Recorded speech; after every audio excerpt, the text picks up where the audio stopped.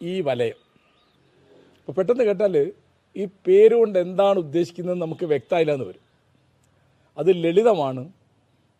നമുക്കിപ്പോൾ മദ്യം, മയക്കുമരുന്ന്, ഇതുപോലെ കാമാസക്തി, ധനാസക്തി തുടങ്ങിയുള്ള അനവധി കാര്യങ്ങളിൽ നമ്മുടെ യുവാക്കൾ, ചിലപ്പോൾ യുവതികളും വീണിട്ട് പല തരത്തിലുള്ള നിർഭാഗ്യങ്ങൾക്ക്, പല തരത്തിലുള്ള ദുരവസ്ഥകൾക്ക് അവർ വിധേയരാകുന്നതിൻ്റെ കഥയാണ് നമ്മൾ പലപ്പോഴും കാണുകയും കേൾക്കുകയും ചെയ്യുന്നത്. ഈ വലയം എന്നുള്ളത് ഒരു ഫീച്ചർ ഫിലിമാണ്.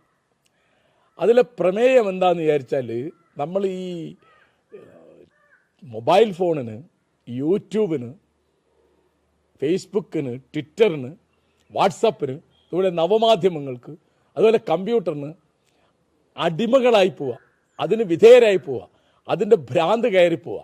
അങ്ങനെയുള്ള ഒരു അവസ്ഥ ഏതൊക്കെ തരത്തിലാണ് നമ്മുടെ വ്യക്തിജീവിതത്തെ, കുടുംബജീവിതത്തെ, സാമൂഹ്യ ജീവിതത്തെ ബാധിക്കുന്നത് എന്നാണ് ഇതിൽ പ്രതിപാദിക്കുന്നത്.